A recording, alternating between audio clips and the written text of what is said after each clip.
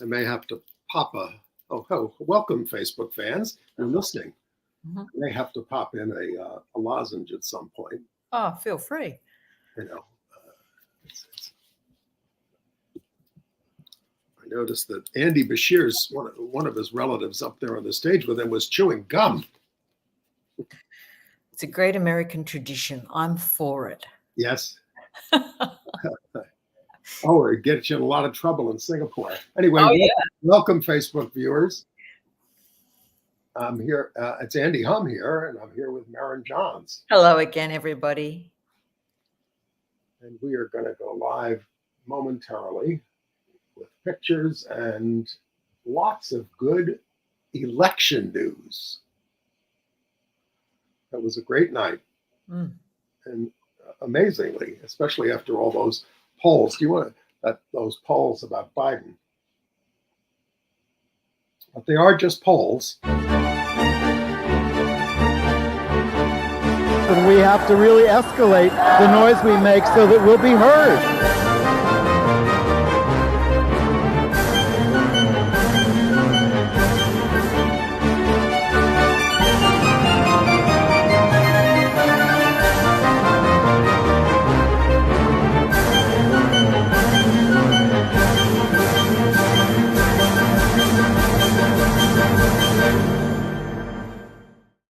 Celebration. Welcome to Gay USA. I'm Andy Hum. Hello, I'm Maren Johns, and happy Intersex Solidarity Day.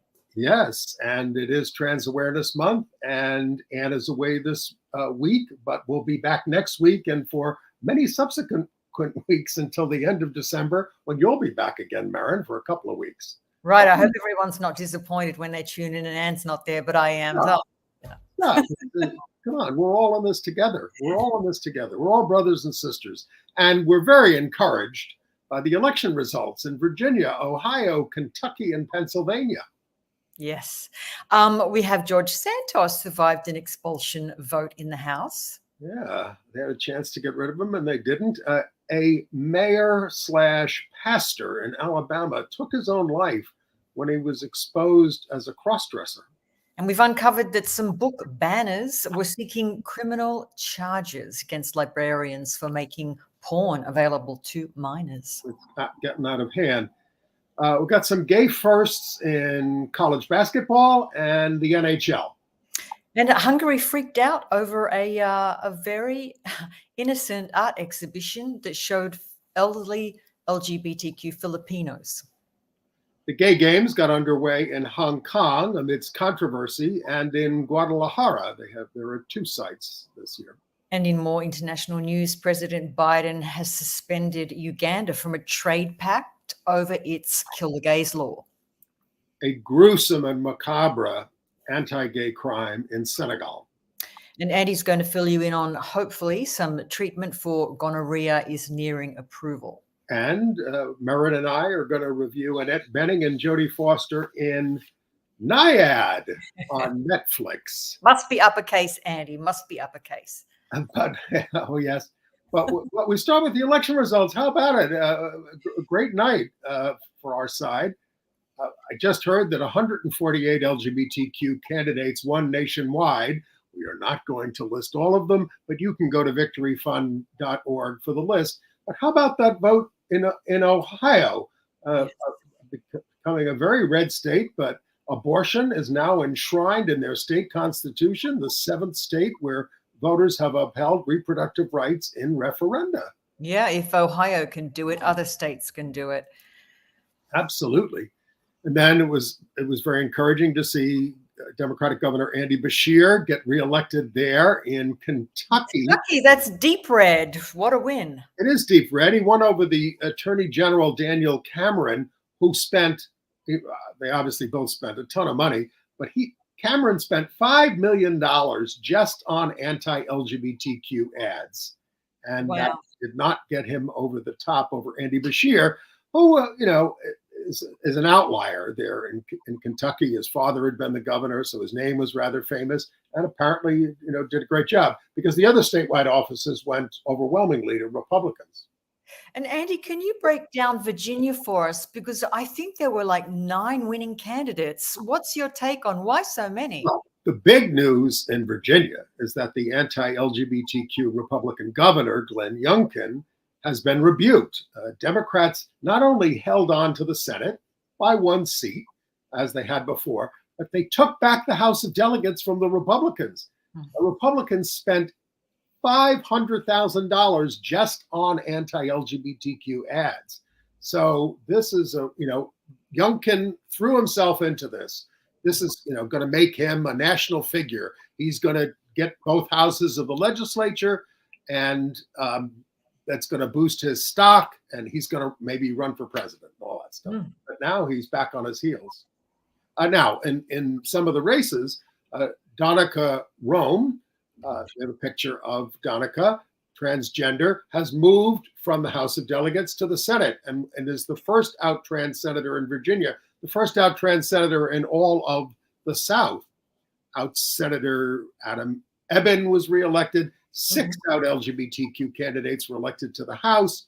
And then we've talked about this, in Albemarle County, where Charlottesville is, the school board race, both sides spent $100,000 on a school board race. Unbelievable. And Allison. Yes, you remember us talking about this Meg Scalia Bryce, who was campaigning against Alison Spillman. Alison Spillman has won. And you might remember that Spillman has a trans child. So that is very good news for us. And Democrats also won back the Loudoun County School Board in Virginia.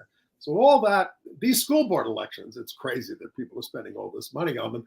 But the right wing is very invested in this because this is how they rev up the base, by taking over the school boards and all that. All right, let's go to Florida. This was great news. Patty Sheehan won re-election to the city commission, fending off the right wing opponent. Which one is Patty Sheehan there? Oh yeah, blue jacket. Sitting down. And you'll remember probably that Sheehan was the first out elected official in 2000 in Florida. Yes. This is her 7th term. And to celebrate, she did this to the opponents by having a drag queen at her celebration party at the gorgeous wine bar. Daryl Stevens, a famous drag queen down there. And Fort Lauderdale down in Florida got its first out LGBTQ police chief, a guy named Bill Schultz. The mayor of Fort Lauderdale, Dean Trantulus, is also an out gay man. And by the way, for the picture of the drag queen and Patty Sheehan, I want to thank our viewer, Rich, for sending. He personally took those pictures and sent them to us. Thank you. Thank you, Rich. Okay, in New Jersey, Luann Peter Paul, that is her name, is the first out LGBTQ woman elected to the state assembly. And in Pennsylvania, a Democrat won the seat on the state's high court, keeping it in a 5-2 majority. And the picture up there is what happened in Philadelphia. Rue Landau this is kind of hard to believe. In Philadelphia, Rue Landau is the first out LGBTQ city council member. I find that so shocking, Andy. That's the last big city in America to have an out council member. Very strange. But they also got their first woman mayor. We've never had a woman mayor here in New York, and they had their first woman mayor, Cheryl Parker, and she was very much supported by the gay community. And then we talk about these school board races in Pennsylvania. In central Bucks County, Pennsylvania, Democrats took back the school board from Republicans. They're the Republicans who had banned the pride flag in the schools and banned a lot of LGBTQ books. So all that's to the good. And also the city of Leslie, Michigan, population 1,933, approved an amendment to the city charter prohibiting discrimination based on sexual orientation and gender identity and other things. 92% of the voters in this rural town said yes to civil rights. So I think it's becoming a loser for the Republicans to attack us on these things. They're not gaining anything. All right. And then, we're taping right before the Republican debate, which is in Florida, right? This time. So Equality Florida has taken out an ad against Ron DeSantis, and we're going to show that to you now. Mm-hmm. Hurricanes are a part of life, but now there's an even more destructive force. Ron DeSantis signed a bill banning abortion in the state after 6 weeks of pregnancy. Ignoring Florida's real problems while ripping books from school libraries, emboldening racism, targeting LGBTQ kids, censoring history. As DeSantis continues to wreak havoc, it's time to come together and build a future that includes us all. Join us. That ad is going live today in select markets, I think, Andy. And I know they've sent out a social media toolkit, so hopefully it'll get a lot of coverage and go viral. Well, we're doing our best here at Gay USA to make that happen. So, I mean, how do all these election results make you feel going into 2024? I feel a little bit hopeful. I mean, enough's enough. What's happened with the Republican assault on us through all of these bills is that they're really attacking us at a grassroots level and often a small town and county level. And I think they're going to get a little more backlash than people anticipated. Yeah, well, we can only hope so because, you know, almost everybody has an LGBTQ family member, whether they get along with them or not. I mean, they know us now. And it's harder to do, but they are politically trying to erase us. They are, but the problem is children. I mean, when you attack children, when you weaponize children so that you can't go to a theme park anymore because there's Nazis picketing out there, or you can't go to the school library in safety because there's a book ban. I mean, life in this country is hard enough. Let alone trying to raise children and step around political landmines while you're trying to do that. And also, how do you think all this makes the kids of LGBTQ parents feel when they see all this bigotry on display all the time? It's not nice.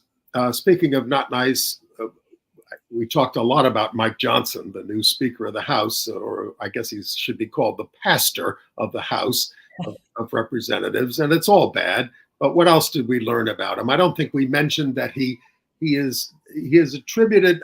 I heard this when I was a kid from right wingers. Rome fell because of homosexuality, rampant homosexual behavior, according to Mike Johnson. That's a quote from him. I mean, it's a cliche. That's an old white straight white male history book view. Not to mention all the other egregious sins of the Roman Empire. That's the one that they had to seize upon. Yeah. You know, imperialism run rampant, complete ignorance of other cultures. Not any of those things. But the other thing about Johnson that's fascinating is his financial disclosures that have been released. Have you heard about this? The man. He's top earning, attorney who doesn't even have a savings account, a checking account, a crypto account. Even I have a little bit of crypto. I mean, he's got no stocks, no basic funds, nothing, apparently. I think he's hiding something. I think a lot of us think he's hiding a lot. Out Representative Congress member Richie Torres from the Bronx wrote that Mike Johnson's sense of history is as horrendous as his homophobia. Mike Johnson's wife, Kelly, told Fox News, God has placed him here. It's biblical. The Bible says he raises up leaders and he brings them down. I mean, take it easy, lady. You know, yeah. I mean, it's just too much. Yes, that's a lot of pressure on poor Mike. I guess God raised up a lot of LGBTQ candidates across the country, 148, right? That's right. All God's will. It's the parting of it happens. It's God's will. Come on, take some personal responsibility. It's okay to worship your God, but keep it private. All right. Let's update people about George Santos. Well, yes, George Santos, as you said, we had the chance to get rid of him and they didn't. The final vote was 179 to 213, which is, uncomfortably close, I think. Ahead of the vote, Santos defended his right to the, quote, presumption of innocence. He's facing 23 charges, including wire fraud, and he's still clinging to that old story that he is Jewish and can't get the records because of the war in Ukraine.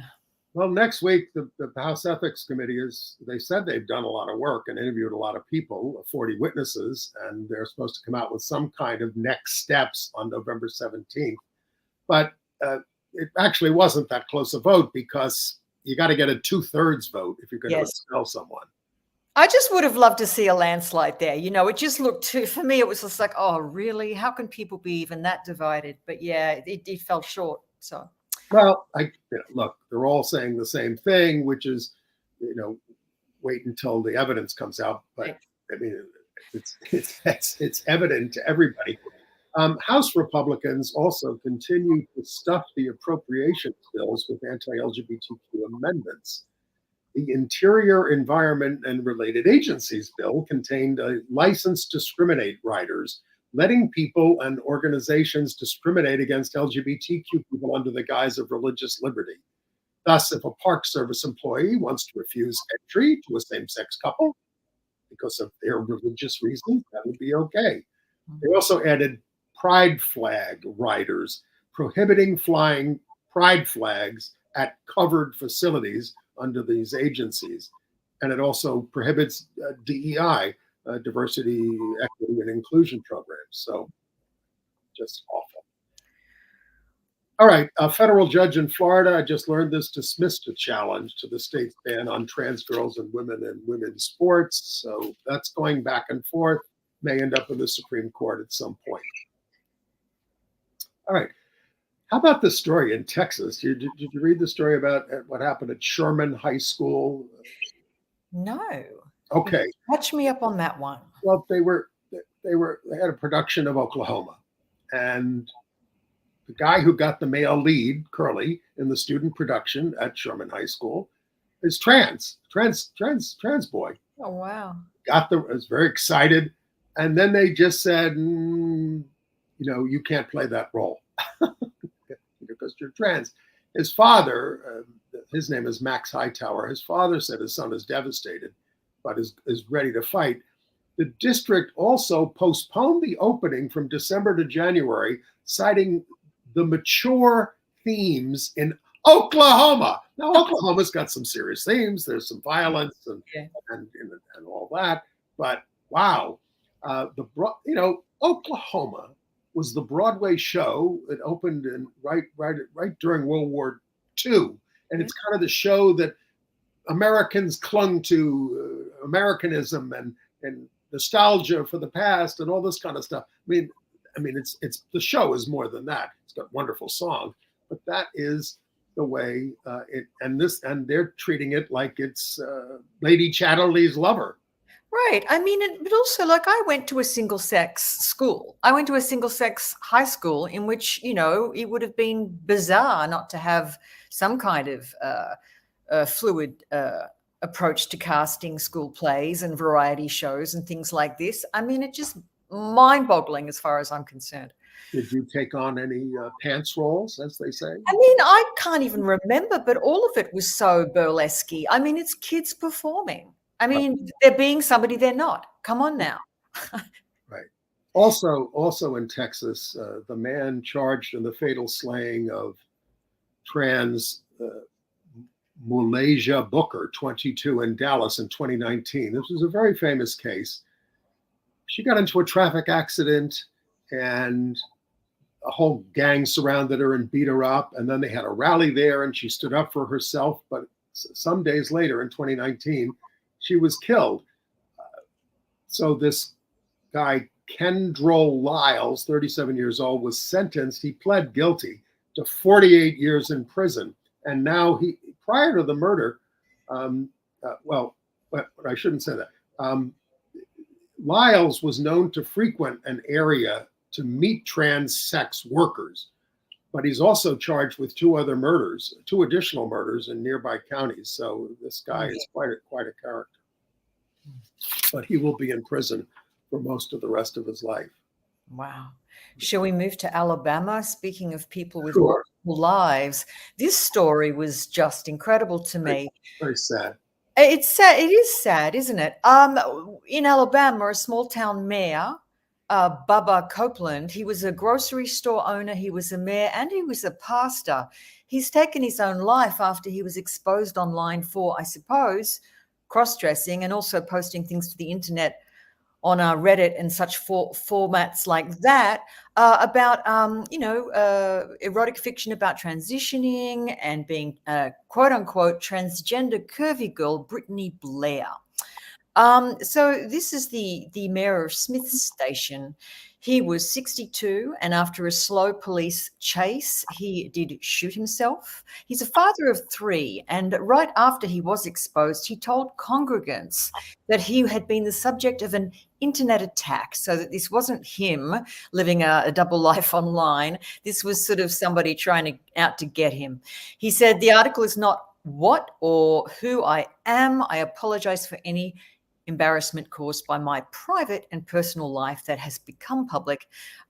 He said, "This will not cause my life to change. This will not waver my devotion to my family, serving my city, serving my church." But unfortunately, it did. There are so many heterosexual men who like to cross-dress. I mean, that's called transvestism.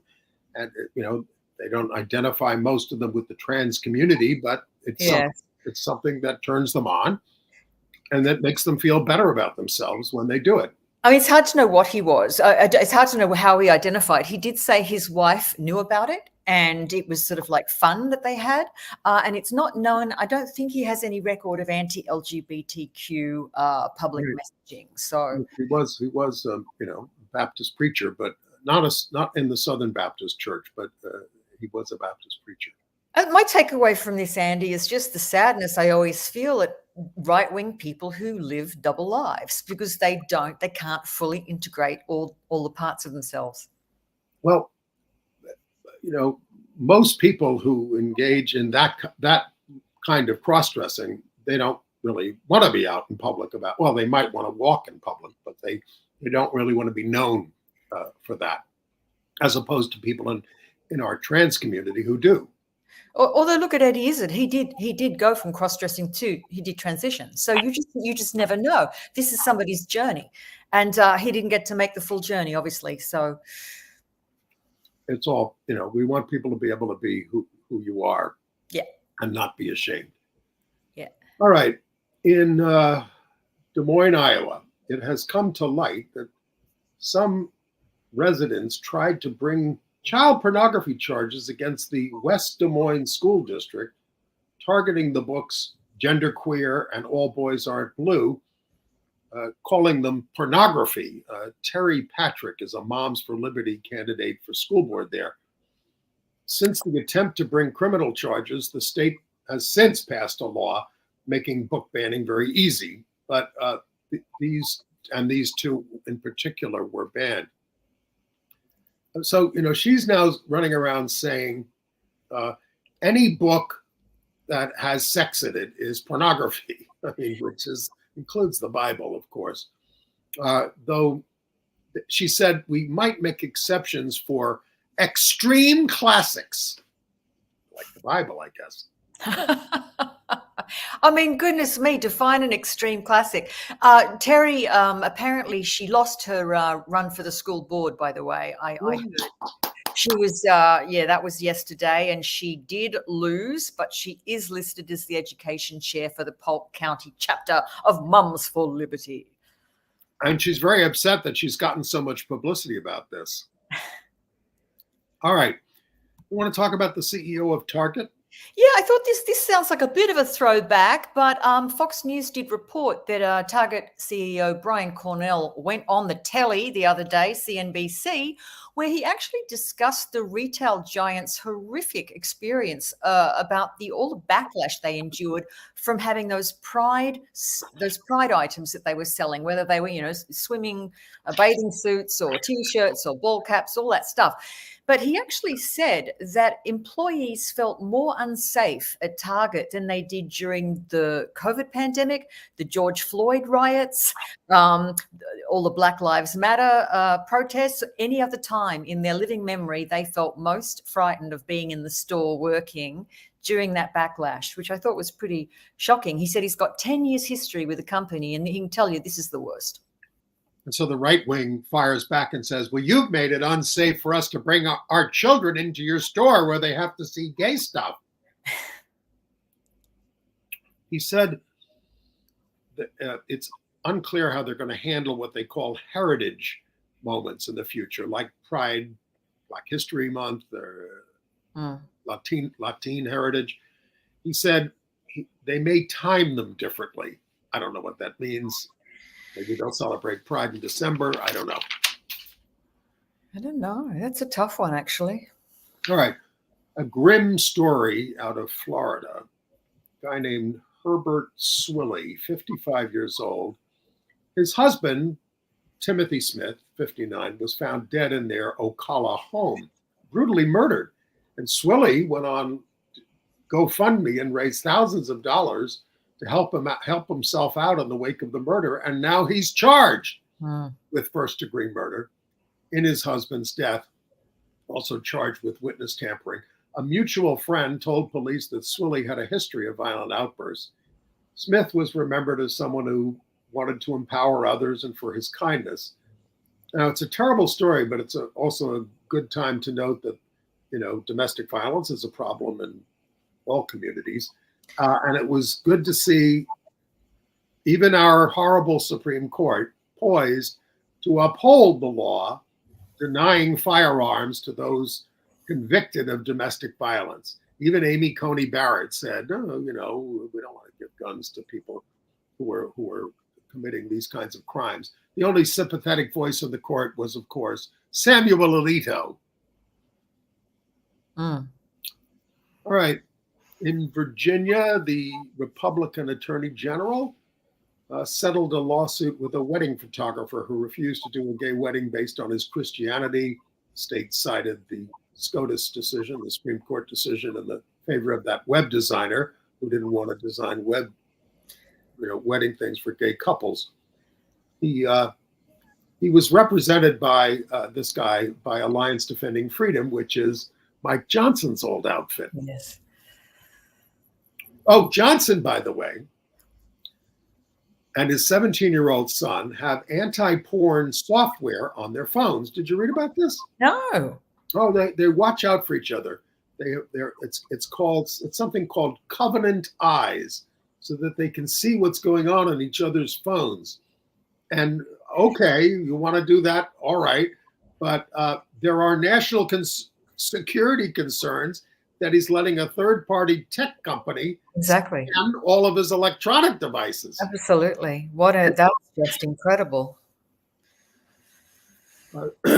Admiral Rachel Levine, who is the Assistant Secretary of Health at HHS, transgender, met with New York City's anti-violence project, Beverly Tillery over there, and she declared hate a public health issue, whether fueled by homophobia, transphobia, or racism. The Biden administration, plans a community safety partnership providing resources to local LGBTQ communities to prevent and respond to threats. So especially if you're out there around the country, and this is a problem in your community that you'd like to fight, because we need anti-violence projects all over the country, think about looking into what kind of funding might be available from the federal government. Yeah, is this a good time to mention what the New York governor's doing? Sure. Offering a few avenues of new or increased or expanded funding for trans care. And this is in honor of Transgender Awareness Month, which is, of course, this month. Our governor has announced a couple of actions, I think 3, Andy, to expand the funding for the Lorena Borges Transgender and Non-Binary Wellness and Equity Fund.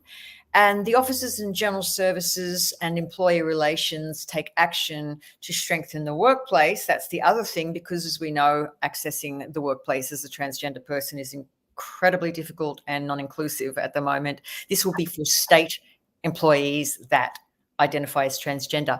And I think also there's going to be some state landmarks are going to be lit, and the transgender flag is going to be flown on the Day of Remembrance, which is November 20th.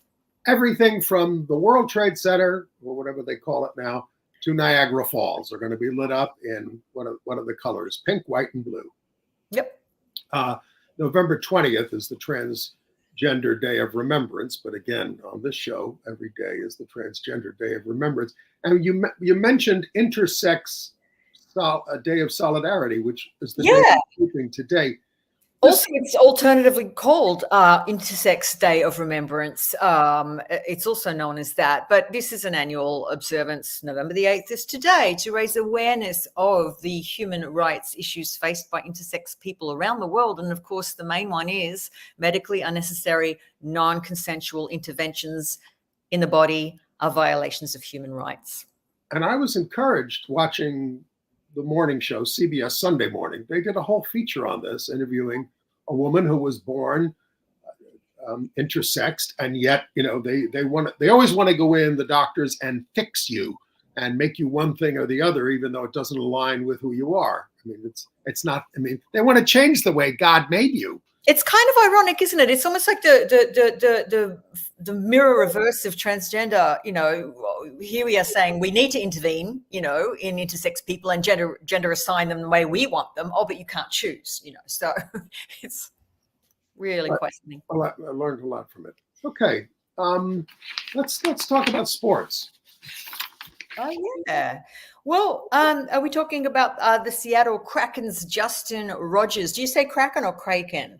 Kraken. I say Kraken. Let's call the whole thing off. Well, Seattle Kraken's Justin Rogers is the first publicly out NHL support staff member on the bench. And he did it in a very interesting way. He wrote a letter to my younger self, and he put it on the team's website, in which, of course, he addressed himself as a teenager. I don't know. Do I want to read this, Andy, or do you want to read it? Well, no, you can read a little bit of it. Sure, go ahead. Sure. Dear younger JR, becoming the best you will take time and understanding that not in your stomach, the one that makes you feel confused, isolated, lost in the world, invisible to everyone but you, it will slowly loosen. You don't even understand the knot, but with time, you will learn things about yourself and fulfill dreams so many others like you feel they cannot. You will accept yourself as a gay man, creating a life authentic to you while welcoming others into it. I won't read the rest, but he basically summarized the steps that this younger self would go through, including coming out to his family at Christmas using a series of index cards in 2014. Yeah, no, he handed out index cards to everybody. That's how he came out over Christmas dinner. Yeah, 2014. Yep. And then 8 years later, coming out to the team, the team and being accepted. So I think this was really good to go through the different plot points and the necessary steps. And he, of course, came out to friends a few years after the family. But I thought that was encouraging and really quite moving. What do you think, Andy? And then let's go to college men's basketball. We have to emphasize men's because in women's, there's been a lot of out people. They had their first out gay coach. His name is Matt Lynch. He's 32 years old at the University of South Carolina at Salkehatchie in Waterboro. It's a Division I junior college with no scholarships to offer, but he still has managed to recruit 14 players. There they are. He said it amazes him how something that I once tried so hard to change has now become such an average part of my daily life. And this is in South Carolina. His team won their home opener versus Chowan University, where Lynch had been an assistant, 97-58. Nice. Encouraging story. And also encouraging, want to talk about what happened at the Kansas City Council? Oh, you mean with the homecoming queens? Yeah. Yeah, well, 17-year-old trans student Tristan Young faced an onslaught of right-wing hate after her peers at Kansas's Oak Park High School voted to crown her homecoming queen. This was, I think, when was this now? This was 2015. No, this was Tristan on the left. Tristan's on the left, and then preceding her was Landon Patterson. This was 8 years ago. Yes, 2015, when she became the first trans girl to take home the the crown of prom queen. So to show support for both of these young women, the Kansas City Council has issued a proclamation honoring the two of them and dedicating LGBTQ History Month, which you know was last month, to them. And they are very brave. A guy named Justice Horn, who was the chair of the Kansas City LGBTQ Commission, wrote, "I uplift this against the transphobic comments against this young person, Tristan, who was named queen by their peers. I'm so thankful the next generation of Kansas City is so kind." All right. Trouble in California. We pass a lot of bills there. Great legislation, overwhelmingly Democratic.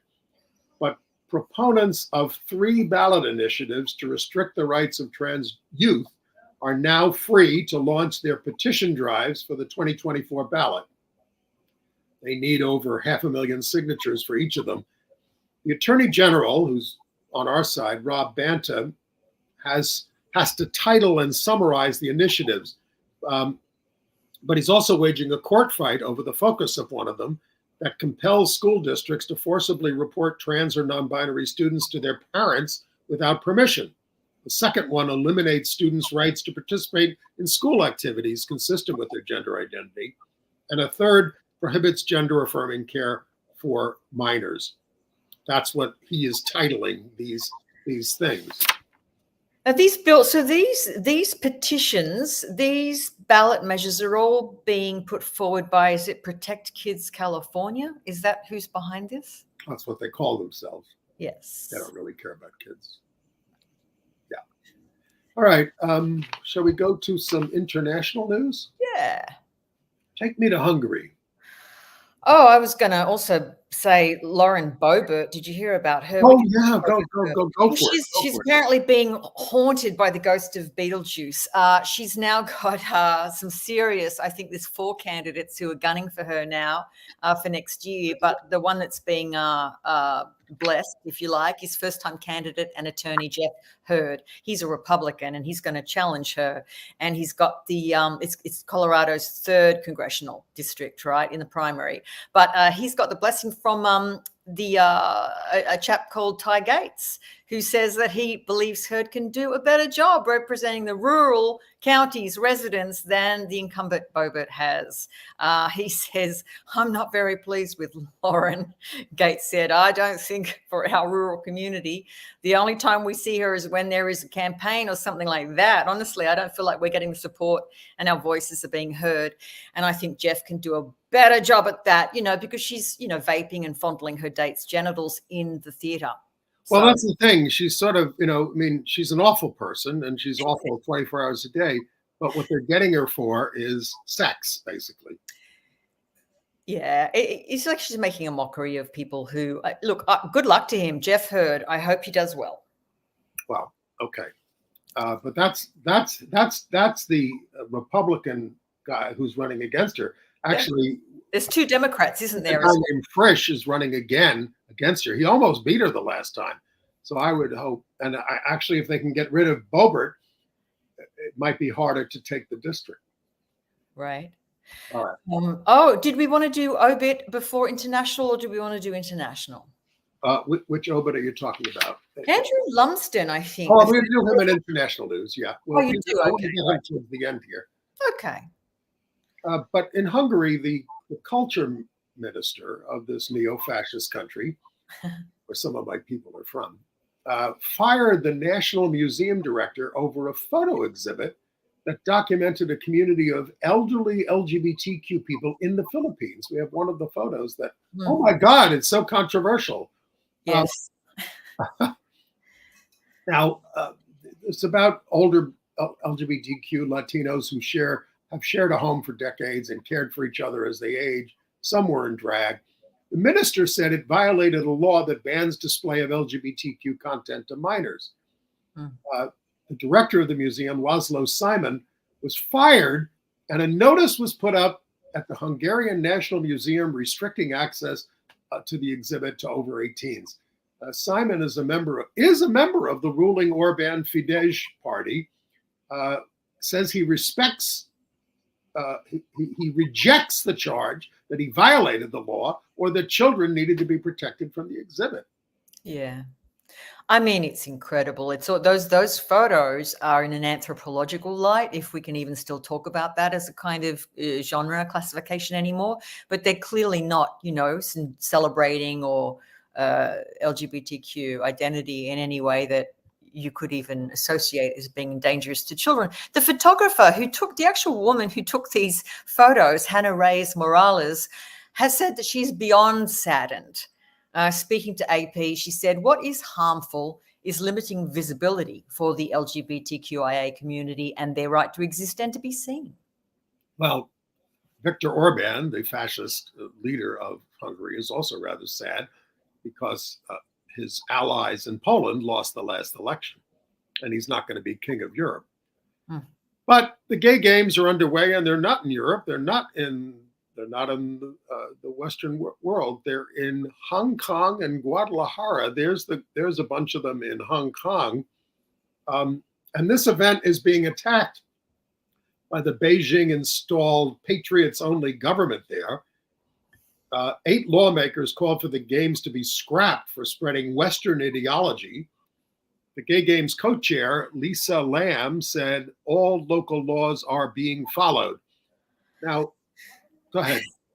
Attendance is apparently down. No previous games had fewer than 8,000 participants. There were 2,381 in Hong Kong, 2,458 in Mexico. The next games are in Valencia in 2026. Valencia. That's going to be a lot of fun. Those will be great. Yeah, you're going? I would love to. I've never been there, but what's your game there, Marin? What's your sport? I'm probably better off as a spectator. Let's be honest. I'm not a sport. Anybody can participate. By the way, Taiwan's athletes, they had a choice of Guadalajara and Hong Kong, and they didn't pick Hong Kong, which is in their neighborhood. They went to Guadalajara. They feared for their safety in Hong Kong. Wow, that's so sad. Well, the whole thing, it's a sad world these days, isn't it? Yeah, all right. I'll go to Valencia and I'll play table tennis. I think I can make a fist of that. Yeah. Okay. We told you about how the Jamaica High Court upheld the anti-buggery law there, right? Mm-hmm. So Maurice Tomlinson, the famous activist from there, who has fought there he is on the right with his husband, Tom Delker. He's fought for 7 years to get that law overturned. And he says, I'm done with Jamaica. I'm going to stay in Canada. I'm fleeing multiple death threats. Other gay Jamaicans have paid with their lives. He now works as a nurse, caring for bruised and battered people.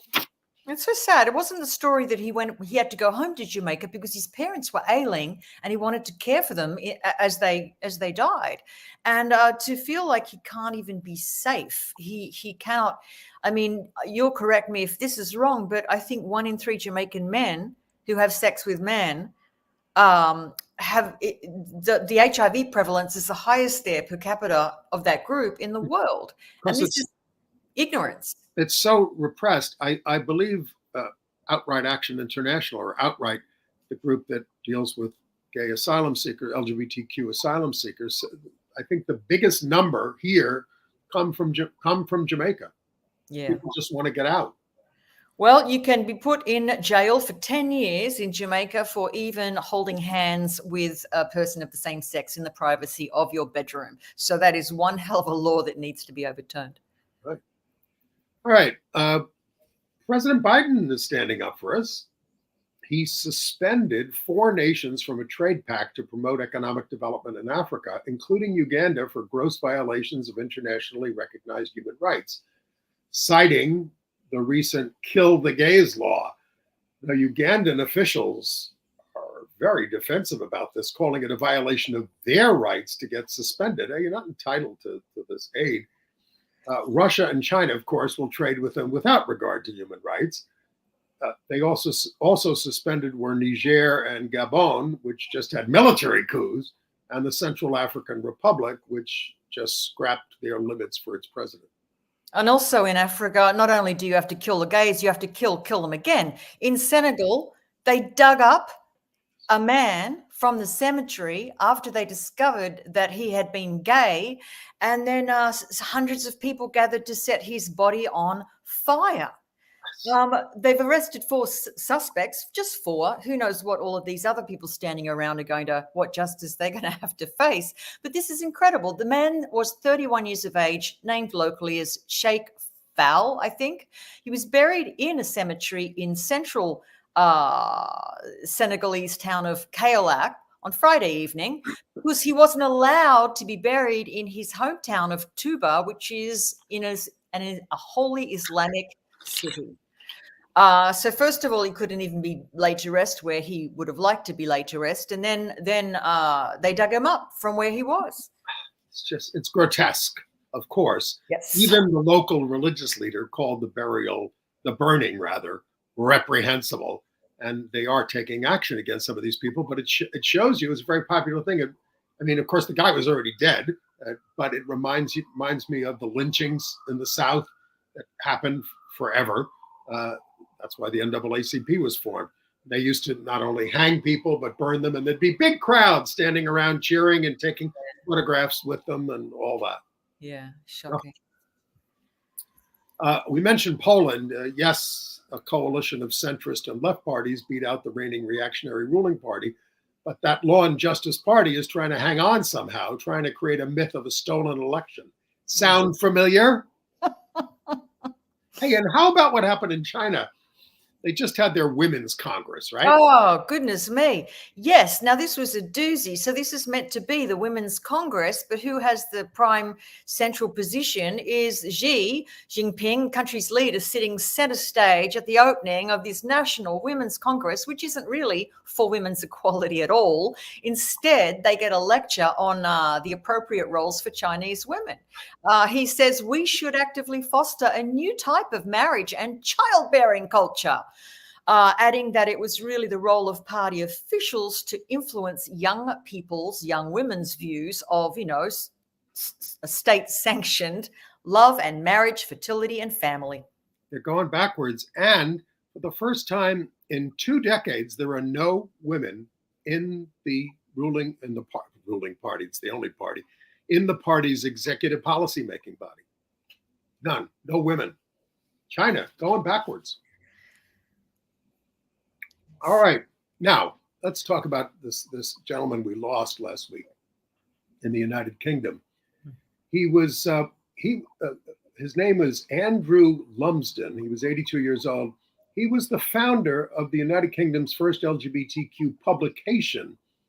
It was called Gay News, excuse me. And he was a very early Gay Liberation Front activist there in 1970. So he has died. After doing a story with the Times of London on the Gay Liberation Front that the editor forbade to be printed, he decided we got to have our own paper. Yeah. We, of course, had similar problems with the New York Times. The gay paper that he founded was sued under the 17th century blasphemy laws that were not repealed until 2008 because they published a poem about a centurion being in love with Jesus. They got the paper fined £1,000 and a 9-month suspended sentence for the editor. Wow. Lumsden was an organizer of the first Pride March in London in 1972. My friend Peter Tatchell there called him a friend, comrade, and hero. One of Lumsden's early protests was against Notting Hill pub called Chepstow that was supposed to be gay friendly, but barred a drag queen from entering. So 20 guys showed up in drag and had a sit-in. And they all appeared in drag before the magistrate, except for Lumsden, because he liked to wear a jacket and tie. He said, my way of upsetting people was to be flagrantly gay and looking exactly like an ordinary office worker. He was a leader of queer tours of London, preserving our history, and he's survived by his partner, Stephen Clissold. And we have a little bit of video from him from 1971. If there are 3 million, perhaps, of us who are homosexual in this country today, there will be another 3 million 10 years and 20 years from now. And 50 years from now, no doubt, as the population goes up, there'll be even more. These people will be brought up. They are children today, many of them. They're not going to be corrupted by me or any of us sitting here. They're just going to become homosexual. And if their parents are going to go on being brought up in such a way that they have to look the words up in a dictionary, which may get it wrong, or so that they feel an instinctive, as they think, deep horror, then more cruelty, more suffering will be endured by adolescents and later by mature people who simply can't talk to their own people. All right. There's oppression of other kinds too. I mean, it's not always easy to pick the worst examples straight off, but ones that come straight to my mind are the way that we are slandered. Constantly, endlessly, perpetually slandered. The very worst people who are heterosexual, the sort of Gilles de Rais characters who murder children, the Marquis de Sade and so on. Now the entire heterosexual community, amongst which I also have most of my friends, they are not constantly accused or taken to be typical of these very strange historical characters, but always homosexual people in the ordinary, the media, in casual conversation, are taken to be like the most extreme variants of their sexual taste. And in fact, the vast majority of homosexuals are probably very, very ordinary people in every conceivable sense of the term. They hold all political opinions, they are of all colours, they are of all backgrounds, all classes, and they are, on the whole, indistinguishable from the population. You are a self-declared homosexual, Andrew. Now, has this made life hard for you? It hasn't made life hard for me in the least, but I think that there are two obvious things to say about it. In the first place, why should I bother to declare it? And what could be more absurd than the idea of a self-declared heterosexual? Indeed. So a great leader, a great pioneer, and a sweet guy. Yeah, Cambridge educated. That's where that fabulous accent and brain comes from. All right, some AIDS news.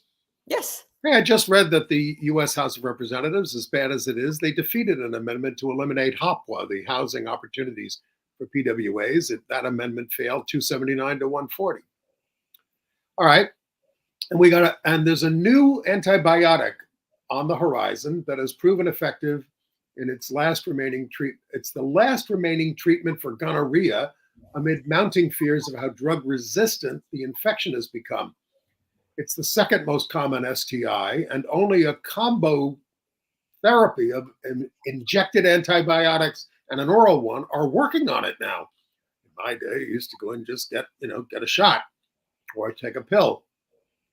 But the results from a late-stage clinical trial of the new one called zoliflodacin showed it was effective. It's the first new treatment in decades, and it could be on the market in 2025. CLAP, or gonorrhea, has gone up in the United States 28% from 2017 to 21. It can infect the genitals, the throat, the rectum, especially common among adolescents and young adults, and disproportionately among gay and bi men.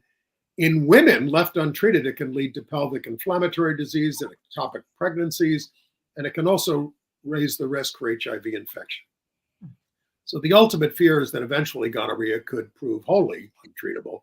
So maybe use some condoms. Right. And the American Society for Reproductive Medicine, you have this story? Yeah. What do you make of this? So they've sort of redefined, changed their boilerplate language about what fertility is. It's a new definition, basically, infertility, rather. So infertility, they now define as a disease, condition, or status characterized by any of the following: the inability to achieve a successful pregnancy based on a patient's medical, sexual, and reproductive history, age, physical findings, diagnostic testing, or any combination of those, and the need for medical intervention to use donor gametes or donor embryos to achieve a successful pregnancy. And, look up this report if you do want to find more. But Andy, I was interested in asking your take on how you see this affecting gay men, for example, who want to have a child through surrogacy, or lesbians, or transgender. Because the issue is we can't get it covered from insurance, because they say you can only get covered for fertility treatments if a couple has tried to get pregnant and they can't. Right. You have to try naturally for months. Well, we can try naturally forever and we're not going to get pregnant. But do you think I think that's the law in 21 states. But now that the ASRM are saying that it's also a status, I felt that that was potentially good news for us. Yes, it's absolutely going to help LGBTQ people who are trying to use get fertility treatments, get it covered by insurance, etc. Very good. Entertainment news. You said you had a late breaking story? Yeah, I don't know if everyone remembers this incident with the Oscar-winning screenwriter Dustin Lance Black. He was accused of grabbing a BBC presenter by the name of Teddy Edwards at a nightclub in central London in August 2022, and like grabbing her, throwing a drink at her. She threw a drink at him. She had to twist, and then the drink spilled on her. It just seemed like nonsense to me, but anyway, she took to social media and then charged him with sued him for assault. Anyway, the good news is he has been acquitted of that in the London Magistrates Court in Westminster. Judge Louisa Chichora says that she could not properly convict Black. His latest project is Rustin, which is coming to Netflix. So it's out on Netflix, isn't it, Andy? Comes out on November 17th. That's right. Very soon. Okay. I think it's out in theaters now. Yes, that's right. Now, we're going to talk about the Diana Nyad film, but in my AARP magazine, I read about her. She said she's been out since she was 21. I've been madly in love 3 times, and I'm still close to each of those women. Now, let's talk about the film. That is on Netflix now, Nyad. Oh, I mean, this film was, look, whatever you think of Netflix. Well, let's just say it. That's Annette Bening playing Nyad, and that Jodie Foster playing Bonnie Stahl. Yeah. I mean, look, I thoroughly enjoyed it. I'm not a huge fan of these endurance narratives because I find them so uncomfortable and traumatic. I mean, she puts her body through hell. It's absolutely punishing what she goes through to make that famous swim from Cuba to Key West. Well, she tried it several times and failed, and because she's swimming without a cage, a shark cage, and she did it when she was 64. So it's a story of survival and perseverance, and also it's a love story. Yeah. She says she does it all for love. I'll tell you my highlights and then you tell me yours. But for me, Jodie Foster was, Annette Bening's fantastic. I'd watch her, read the laundry list. But I mean, the treat for me that I wasn't expecting was Jodie Foster's portrayal of Bonnie was just so, I know that lesbian. Do you know what I mean? I know that lesbian best friend. And it was just so lovely to see Jodie so comfortable in her own skin as Bonnie. So that was terrific. And then I don't want to spoil the ending, but there is a scene at the end which just made me feel so good about our community. So do watch it and do stay to the end. What about you, Andy? Nyad. No, I can't really add anything to that. I think it's terrific, and check it out. And by the way, Annette Bening last week received Glisson's Advocate Award at their annual benefit, and her son Stephen Ira is trans, and she said, "You do not want to make this mama mad," calling out the right wing's anti-trans crusade and labeling it for what it is, a tool just to rally the base, which didn't work in this election, did it? She hopes love and compassion will lead the way toward queer joy and celebration and all the way to the ballot box. I love her so much. I think this is at least the second time she's played a lesbian. The other one is The Kids Are All Right, which I thought was just terrific. Yes. What's going on with Boy George? Boy George is coming back to Broadway for a limited engagement. He is going to be taking over the Titus Burgess role in Moulin Rouge. This is going to be in February next year. 20-year absence since he's a little bit of a debacle with that other musical Taboo. Yeah. And another thing coming to Broadway in April is called Lempicka, a new musical about the bisexual Polish-born artist Tamara de Lempicka, who lived from 1898 to 1980, starring Eden Espinosa. We have a picture of and that's a picture of the two of her with Rafaela, a bohemian sex worker who was one of her models and obviously one of her lovers as well. So, wow, it's going to be quite the lesbian fest, and we're out of time. Uh-oh.